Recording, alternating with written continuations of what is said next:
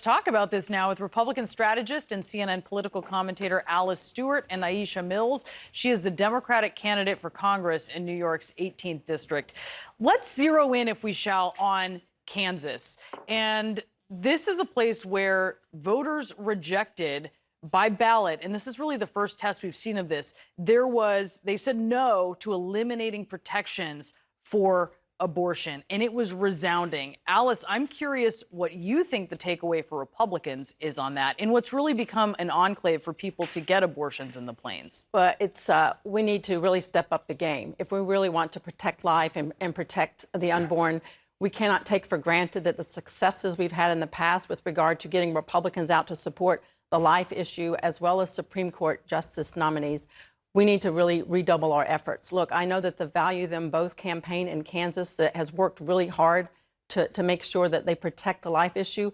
They've told me last night they are going to double down and continue their efforts to protect life. But we can't just assume that the efforts we've done to date are going to continue, because this is really just a starting point, and it's a good barometer. It's a wake-up call for Republicans not to assume that the people that we've had out there supporting this issue are going to be galvanized unless we get out there. I know a lot of folks are working on bus campaigns and efforts to get votes out. We cannot just rest on what we've done. But let me press you on that point before we get to the Democrats' take on this, which is it's an issue also of just what's a majoritarian position, right? So, for example, Gallup poll found that 63% of Republican women believe that decisions about terminating a pregnancy should be between a woman and her doctor. Sometimes it's a woman, her doctor, her family, and her God. That's 63% of Republican women. That indicates that this is not a winning issue when always put up at the ballot box. It may be with activist judges, it may be in low turnout primaries, but this was massive turnout, and some Trump voters statistically probably voted to keep abortion legal in Kansas. Right, which goes even more to the point, many people who say that this decision should not be left in the hands of 9 unelected justices. It should be put in the hands of the people. Look, I'm not particularly thrilled with the outcome of this vote in Kansas because I support life, but I am thrilled with the fact that this is now in the hands of people, the hands of the elected people. That's what our democracy is about. Important decisions like this are made best closest to the people. And we should say good people can disagree on this of all issues, and that's a very fair point. Mm-hmm. Aisha, Democrats got to be cheering today, though, because this has been their hope, that in the wake of the overturning of Roe, that there would be this massive enthusiasm. Hasn't shown up in all polls. You know, election deniers did very well last night, but at least in Kansas, nothing the matter with Kansas from Democrats' perspective this morning. The fact that the people are even weighing in on this, I think, is a big problem and a big issue that Democrats see. This is an issue, abortion, and I also was a leader in the marriage equality movement.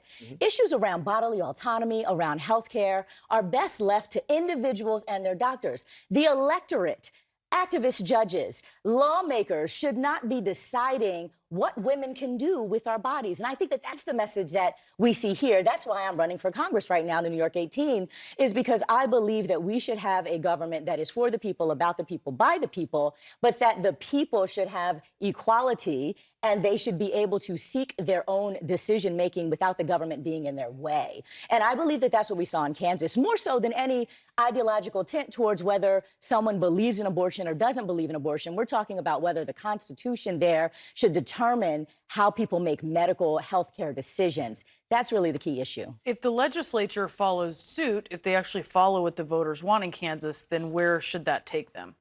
If the legislature follows suit. If the legislature looks at what voters want, then where should that take them on abortion? It should take them nowhere. It should say women should be able to have abortions, period, full stop.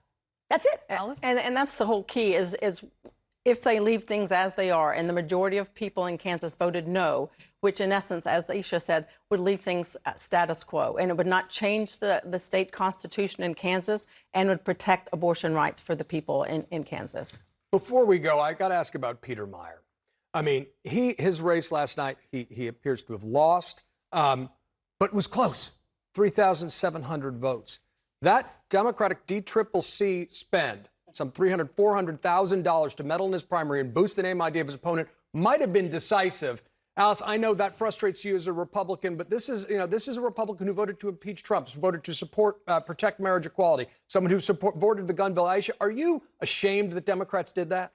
It is disappointing to me that Democrats are funding anybody who is right-wing, okay? It is very disappointing. And as someone who is running in a race right now where I am not the establishment-backed candidate, it is frustrating when Democrats want to try to determine the outcome as opposed to let the people determine the outcome and then get in and support someone who I believe is fundamentally against our values. Now, there's a political calculus around that. I don't necessarily agree with it. And the sanctimonious bullcrap of Democrats who say that they're the party for democracy to put hard-earned money of Democratic supporters behind Republicans who are election deniers is ridiculous. The hypocrisy behind this is so disgusting because what they are a tool for Donald Trump's grievances on past elections. So the fact that Meyer didn't do well in this is bad for so many reasons. You have Democrats who are taking money away from good candidates like Aisha that could help a good Democrat, and they're putting it behind a bad Republican who not only is an election denier,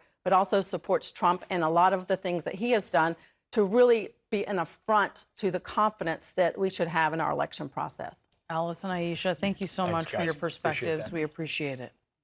So there is evidence this